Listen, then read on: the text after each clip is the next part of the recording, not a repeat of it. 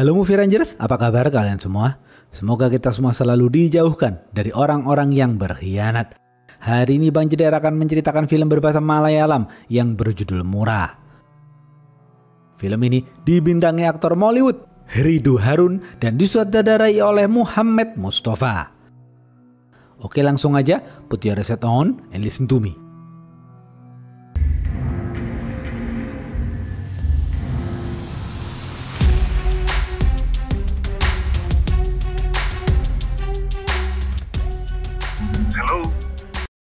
Pemeran-pemeran film ini antara lain Anandu adalah pemuda yang pemberani, Ani adalah mantan napi, Devi adalah petinggi pejabat daerah. Suatu hari, seorang ketua geng bernama Chokli memanggil teman-temannya untuk menjalankan misi. Chokli diperintahkan untuk mengacak-acak sebuah kantor. Karena kekurangan orang, Chokli memanggil 4 orang pemuda pemberani bernama Anandu, Manaf, Manu, dan Saji. Chokli dan anak buahnya langsung pergi ke sebuah kantor. Mereka semua mengacak-acak kantor itu. Tak lama kemudian, polisi setempat datang dan mengejar Chokli dan para anak buahnya. Mereka semua kabur melarikan diri. Anandu, Manaf, Manu, dan Saji berlari ke lain arah. Mereka berempat berlari ke arah kebun pisang. Setelah aman dari kejaran polisi, mereka berempat duduk dan mengobrol sejenak. Setelah itu, mereka berempat kembali pulang.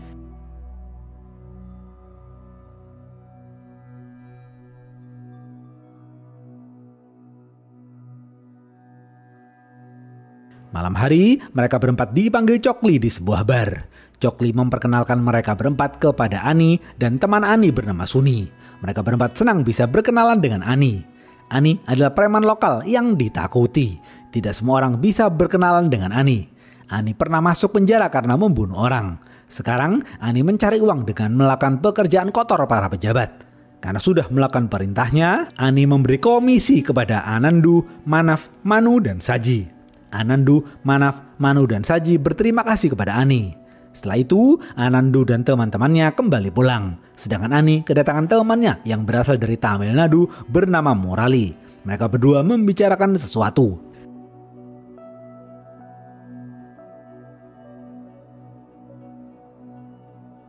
Di sisi lain, Anandu tiba di rumah. Ibunda Anandu kesal karena Anandu pulang larut malam. Anandu cuek saja mendengar omongan sang ibu. Selama ini, Anandu hidup bersama ibundanya. Ayah Anandu menikah lagi dan sudah meninggal dunia.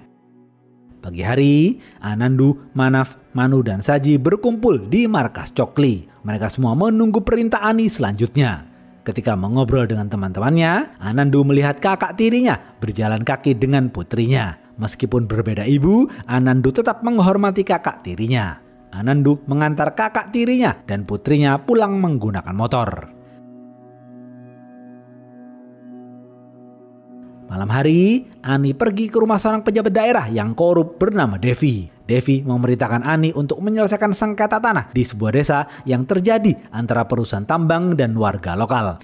Devi memerintahkan Ani untuk membungkam warga lokal karena Devi sudah dibayar oleh perusahaan tambang. Ani patuh dan menurut saja.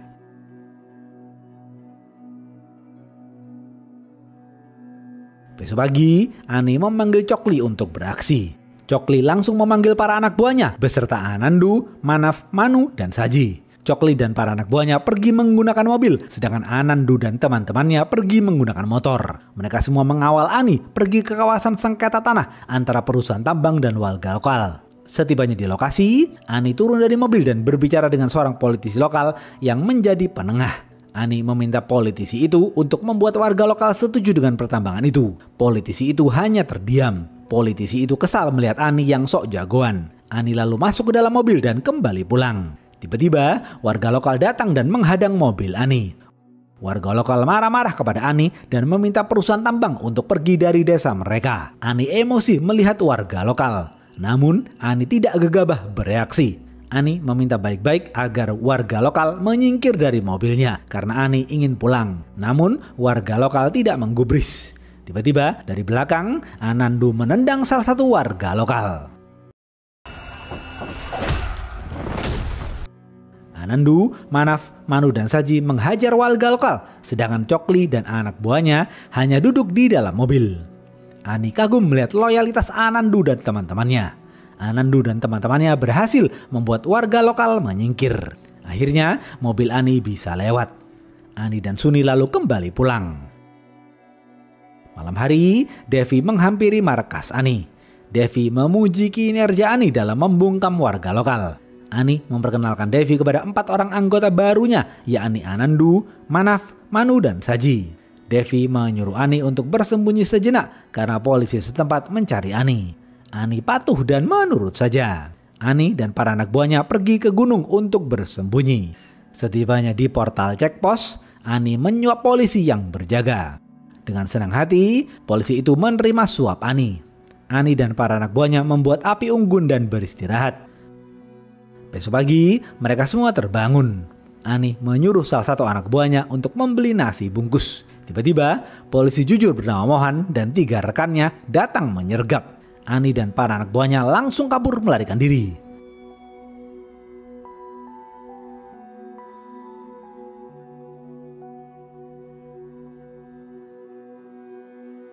Lagi-lagi, Anandu, Manaf, Manu, dan Saji menunjukkan loyalitasnya kepada Ani. Mereka berempat menyuruh Ani pergi. Anandu, Manaf, Manu, dan Saji menghajar para polisi itu.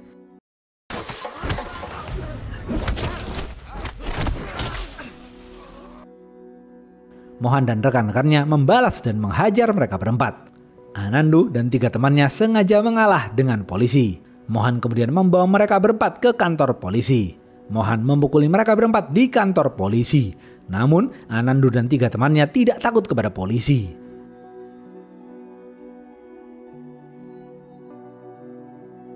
Beberapa menit kemudian, ke-4 orang tua mereka datang ke kantor polisi. Mereka memohon kepada Mohan agar putra-putra mereka dibebaskan. Mohan memarahi 4 orang tua itu karena gagal mendidik putra-putranya. Beberapa menit kemudian, Devi menyuruh Kapolsek untuk membebaskan Anandu dan teman-temannya. Kapolsek patuh dan menurut saja. Kapolsek lalu menyuruh Mohan untuk membebaskan mereka. Mohan terpaksa membebaskan mereka. Anandu, Manaf, Manu, dan Saji kemudian dibebaskan. Setelah bebas, ke-4 orang tua mereka memarahi mereka. Setelah dimarahi, mereka berempat kembali bermain. Mereka berempat naik motor dan menghabiskan waktu bersama. Anandu, Manaf, Manu, dan Saji sudah bersahabat sejak kecil. Hubungan mereka terjalin sangat kuat. Mereka berempat saling menyayangi dan melindungi satu sama lain. Mereka berempat akan melakukan apapun demi persahabatan mereka. Mereka berempat tidak pernah berkonflik. Mereka berempat selalu kompak dalam hal apapun.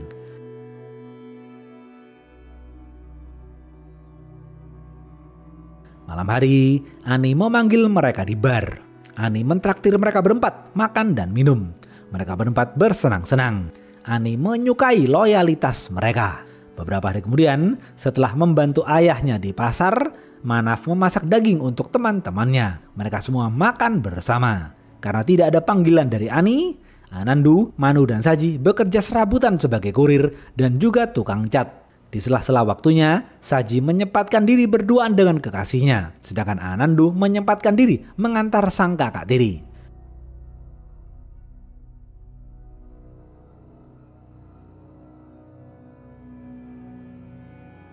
Beberapa hari kemudian, Murali mendatangi Ani lagi. Murali memberitahu satu-satu kepada Ani. Murali mengatakan beberapa waktu lalu ia gagal menjalankan misi. Seorang pejabat daerah di Tamil Nadu bernama Ratnam adalah orang kaya. Murali tahu di mana Ratnam menyimpan uang hasil korupsinya. Murali menyuruh 2 orang anak buahnya untuk mengambil uang itu. Namun 2 anak buah Murali gagal mengambil uang itu. Murali menyuruh Ani agar menjalankan misi itu. Ani akan mengambil alih misi itu. Ani kemudian membicarakan misi itu dengan Suni.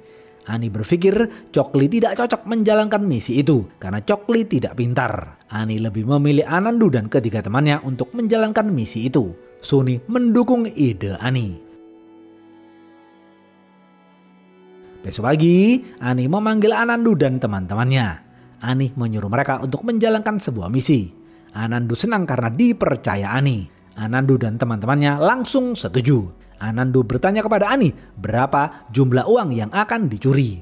Ani menjawab tidak tahu. Anandu dan teman-temannya lalu kembali pulang.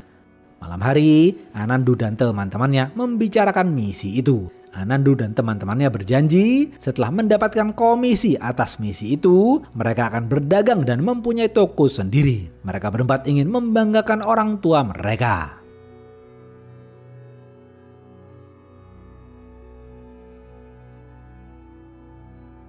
Besok pagi, Anandu dan ketiga temannya mendatangi Ani. Anandu meminta alamat dua orang anak buah Murali yang gagal menjalankan misi itu. Anandu dan teman-temannya ingin menemui mereka dan bertanya apa penyebab kegagalan mereka. Ani kagum akan kecerdasan Anandu. Ani memberikan alamat dua anak buah Murali yang bernama Rasu dan Mala. Anandu dan teman-temannya meminta izin kepada orang tua mereka untuk bekerja ke Tamil Nadu selama 1 minggu. Anandu dan teman-temannya lalu pergi ke Tamil Nadu.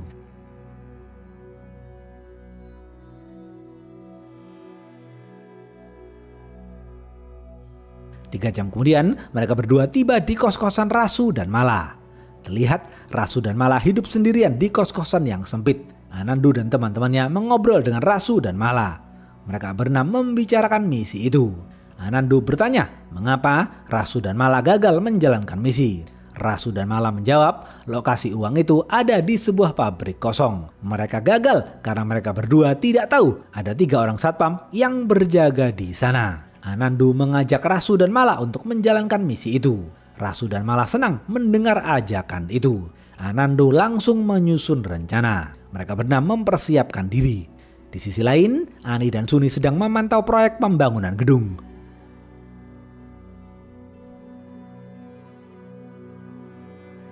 Besok pagi, Saji dan Manu membeli tas besar, sedangkan Rasu mempersiapkan mobil sewaan. Setelah semuanya tersedia, mereka semua siap menjalankan misi.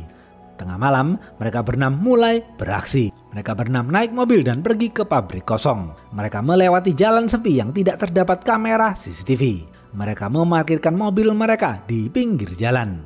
Setelah itu, mereka berenam berjalan kaki ke pabrik melalui hutan. Setibanya di depan pabrik, Mala naik ke atas pohon untuk melihat situasi. Ternyata di pabrik itu ada Ratnam, sang pemilik uang, dan beberapa anak buahnya. Mala lalu memberitahu teman-temannya. Anandu menyuruh mereka untuk menunggu hingga Ratnam pergi. Mereka semua patuh dan menurut saja. Mereka berenam kemudian menunggu. Setelah 2 jam menunggu, Ratnam dan anak buahnya pergi menggunakan mobil.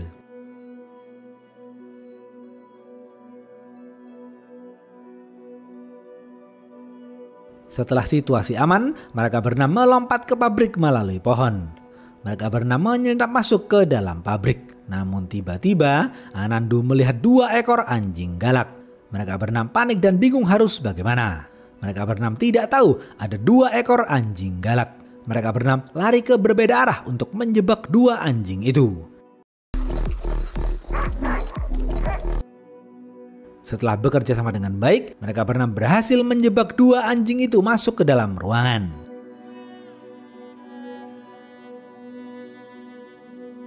Satu orang satpam berusaha menangkap mereka. Dengan cepat, Anandu dan teman-temannya menyekap satpam itu. Mereka baru sadar satpamnya hanya 1 orang. Untuk menggantikan 2 orang satpam yang sedang tidak berjaga, Ratnam meletakkan 2 ekor anjing galak. Setelah menyekap satpam, mereka berenam membuka ruangan yang terkunci rapat. Mereka yakin uang Ratnam disimpan di ruangan itu. Mereka berenam masuk dan mencari uang Ratnam. Mereka melihat ruangan itu hanya berisikan mesin-mesin besar yang sudah tidak terpakai. Tiba-tiba, Manaf menemukan ruang bawah tanah. Ternyata Ratnam menyimpan uang hasil korupsinya di dalam kotak besar. Mereka berenam langsung memasukkan uang itu ke dalam tas mereka. Setelah memasukkan uangnya, mereka berenam menyelinap keluar pabrik dan berjalan ke mobil. Mereka berenam masuk ke dalam mobil dan melanjutkan perjalanan. Mereka berenam lega karena berhasil menjalankan misi.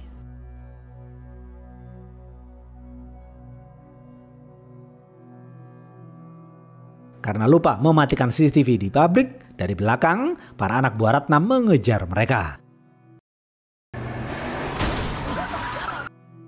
Rasu menyetir mobil dengan kencang agar bisa kabur dari kejaran anak buah Ratnam. Rasu berbelok ke kiri dan berhasil menghilang dari anak buah Ratnam. Mereka semua kemudian turun dari mobil.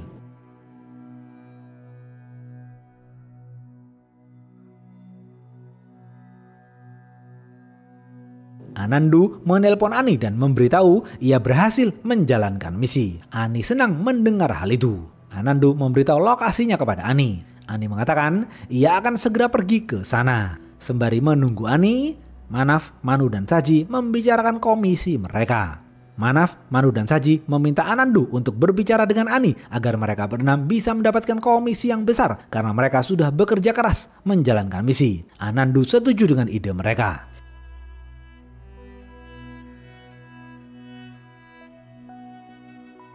Besok pagi, Ratnam dan polisi setempat melakukan olah TKP di pabrik itu. Ratnam memerintahkan polisi setempat untuk menangkap pencuri uangnya. Di sisi lain, Ani dan Suni tiba di lokasi. Ani dan Suni lalu memindahkan uang-uang itu ke dalam mobilnya. Anandu lalu berbicara dengan Ani. Anandu meminta Ani agar memberikan komisi yang besar. Suni tidak suka dengan permintaan itu. Mereka semua saling berdebat. Ani mendinginkan suasana dan mengatakan ia akan berusaha berbicara dengan Devi agar mereka bisa mendapatkan komisi yang besar. Ani menyuruh Anandu dan teman-temannya pulang ke rumah mereka masing-masing. Mereka berenam patuh dan menurut saja.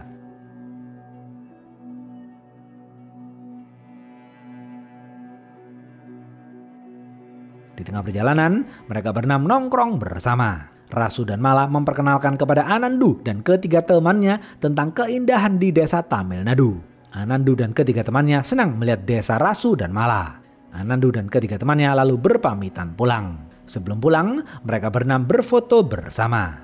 Anandu, Manaf, Manu, dan Saji pulang menggunakan bus. Di sisi lain, Ratnam dan polisi setempat terus melakukan penelusuran. Sementara Ani dan Suni tiba di markasnya. Mereka menata hasil uang curian itu sebelum diberikan kepada Devi.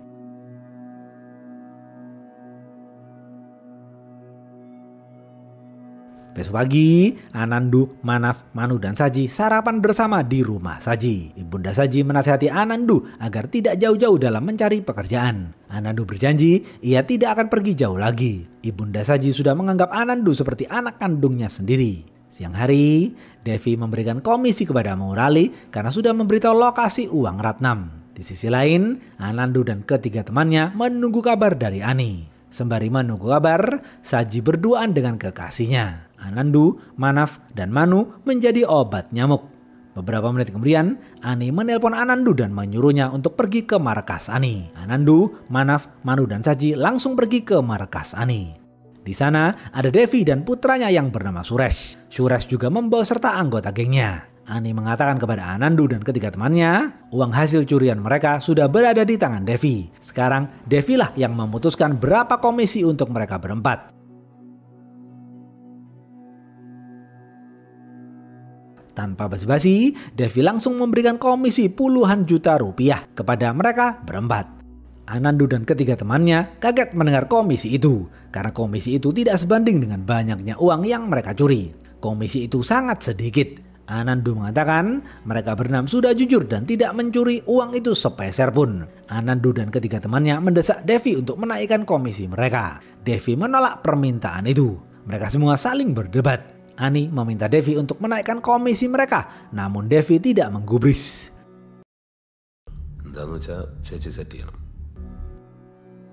Suresh dengan angkuhnya menghina Manaf dengan sebutan pencuri. Suresh juga menampar Manaf. Manaf langsung membalas. Suresh dan anggota gengnya mengeroyok Anandu dan ketiga temannya hingga jatuh tersungkur. Suresh menyuruh mereka berempat untuk bersujud di kaki Suresh. Anandu marah melihat kesombongan Suresh. Devi senang melihat hal itu. Ani menghentikan perkelahian. Ani menyuruh Anandu dan ketiga temannya kembali pulang. Anandu dan ketiga temannya lalu kembali pulang.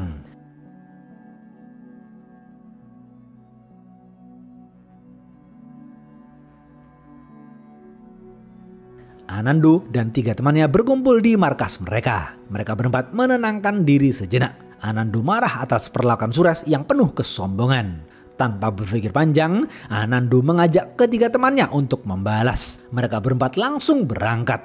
Anandu dan Saji membawa linggis. Mereka berempat kembali ke markas Ani untuk mencari Suresh. Di tengah perjalanan, mereka berempat melihat Suresh dan gengnya di dalam mobil. Anandu dan tiga temannya langsung mengejar Suresh. Di jalan sepi, mereka berempat menghentikan mobil Suresh. Suresh dan anggota gengnya turun dari mobil. Mereka semua saling baku hantam.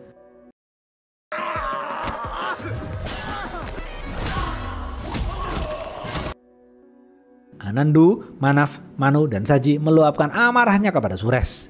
Mereka berempat berhasil menghajar para anak buah Sures hingga babak belur. Setelah itu, mereka berempat mengeroyok Sures. Mereka berempat tidak memberi ampun kepada Sures. Sures dihajar hingga babak belur. Manaf dan Manu kemudian memegang tangan Sures, sedangkan Anandu dan Saji memukul tangan dan kaki Sures hingga patah. Setelah itu, mereka berempat kembali pulang.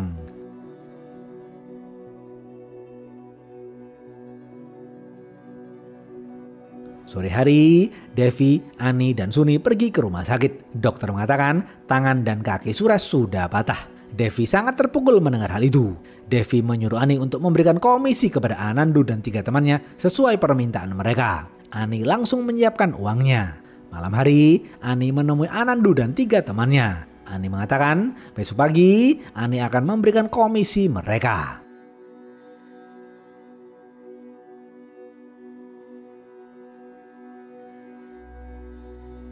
Pagi hari, Manaf dan Manu pergi ke rumah Saji. Namun, Saji tidak berada di rumah. Saji sedang membantu ibundanya berjualan sayur di pasar. Manaf dan Manu lalu menyusul Saji ke pasar. Di tengah perjalanan, Manaf dan Manu memotong jalan. Akibatnya, mereka berdua ditabrak truk. Manaf dan Manu tewas di tempat. Anandu dan Saji langsung pergi ke rumah mayat. Ani dan Sudi juga menyusul ke sana. Tak lama kemudian, Rasu dan Mala datang ke rumah mayat. Ani dan Suni memeluk Anandu dan Saji yang terus menangis. Ani menenangkan mereka berdua. Ayah Manaf dan Ibunda Manu terus menangis. Anandu dan Saji juga terus menangis. Jenazah Manaf dan Manu kemudian dibawa ke rumah duka.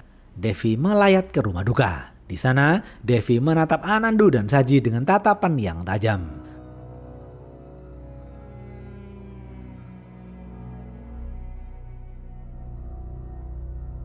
Jenazah Manaf kemudian disolatkan. Setelah disolatkan, jenazah Manaf dimakamkan. Malam hari, jenazah Manu dikremasi. Meskipun baru kenal, Rasu dan Mala juga ikut bersedih atas kematian Manaf dan Manu. Anandu, Saji, Rasu dan Mala lalu merenung sejenak. Anandu menyuruh Rasu dan Mala untuk pulang ke Tamil Nadu. Setelah menerima komisinya, Anandu akan mengantar uang Rasu dan Mala ke kos-kosan mereka. Rasu dan Mala tidak mau membahas masalah uang. Anandu dan Saji kagum akan ketulusan Rasu dan Mala.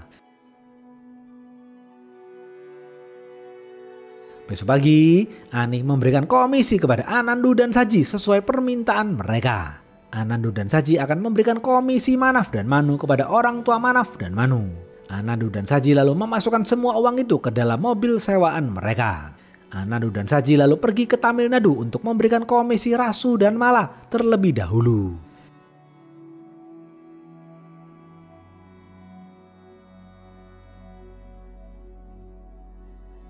Tiba-tiba di tengah jalan, 3 orang preman bayaran yang sudah membawa parang mengeroyok Anandu dan Saji. Salah satu preman melempar parang ke punggung Saji. Saji jatuh tersungkur. Anandu ingin menyelamatkan Saji, namun Saji melarang. Saji berteriak dan menyuruh Anandu pergi. Anandu berlari dan menangis. Anandu kemudian bersembunyi di belakang pohon. 3 orang preman itu gagal mencari Anandu. 3 orang itu kemudian menebas Saji hingga tewas. Anandu hanya menangis di tempat persembunyiannya. Malam hari, jenazah Saji dikremasi. Anandu tidak berani menghampiri ibunda Saji. Anandu terus menangis sedih. Anandu kemudian pergi ke rumah kakak tirinya. Kakak tiri Anandu menenangkan Anandu. Setelah tenang, Anandu pergi ke markas Chokli. Ibunda Anandu menangis dan mencari Anandu karena tidak ada yang tahu keberadaan Anandu. Ibunda Anandu mengkhawatirkan Anandu. Tak lama kemudian, Anandu tiba di markas Chokli. Di sana hanya ada Chokli. Anandu heran, dari mana 3 orang preman itu tahu Anandu membawa uang. Anandu merasa ada yang berkhianat. Anandu mengambil pisau dan bertanya kepada Chokli siapa yang berkhianat. Chokli dengan ketakutan menjawab, ini semua adalah ulah Ani dan Devi. Ani dan Devi tidak suka melihat Anandu dan 3 temannya. Karena itu, Devi membayar supir truk untuk menabrak Manaf dan Manu. Ani juga menyuruh preman bayaran untuk membunuh Anandu dan Saji. Anandu baru tahu tentang hal itu. Anandu kesal kepada Chokli karena tidak memberitahu hal itu sejak awal. Chokli hanya terdiam.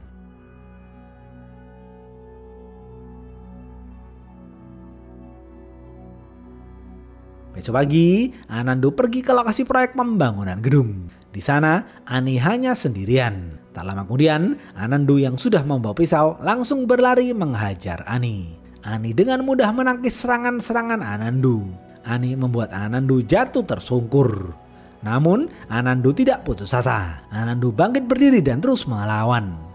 Anandu menebas pisau ke perut dan wajah Ani. Ani mulai kewalahan. Anandu menendang Ani hingga jatuh ke bawah.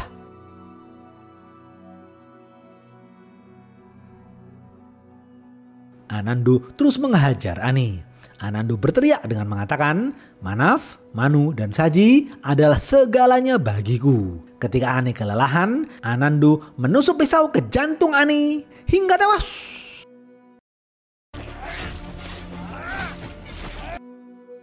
Beberapa detik kemudian, Suni datang dan mencari Ani. Mendengar suara Suni, Anandu langsung mengejar Suni. Anandu menghajar Suni habis-habisan. Anandu kemudian mentugel tangan Suni. Suni menjerit kesakitan. Anandu lalu menceburkan dirinya ke dalam bak air. Anandu kemudian pergi ke Tamil Nadu. Beberapa menit kemudian, Devi mendengar kematian Ani. Devi ketakutan mendengar kematian Ani.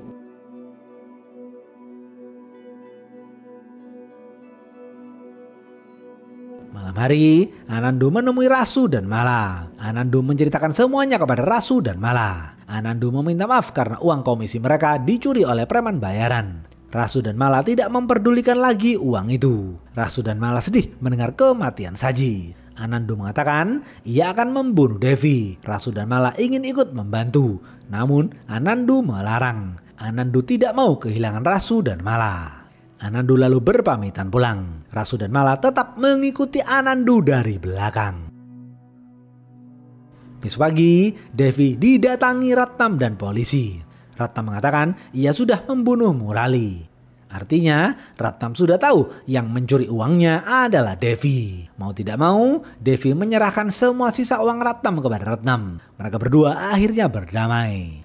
Malam hari, Anandu menunggu Devi yang sedang nge-gym. Selesai nge-gym, Devi berjalan masuk ke dalam mobilnya. Anandu mengeluarkan pisau dan bersiap membunuh Devi. Namun tiba-tiba Anandu menjadi korban tabrak lari. Ruh Anandu melihat ruh ketiga sahabatnya.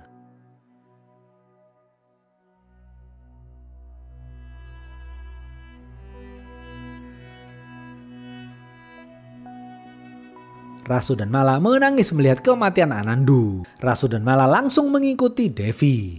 Devi terlihat pergi ke sebuah gedung untuk menyelesaikan urusannya. Setelah menyelesaikan urusannya, Devi menunggu supirnya di pintu gerbang. Tiba-tiba, Rasu dan Mala menyamar sebagai pemulung dan menusuk Devi dengan pisau hingga tewas.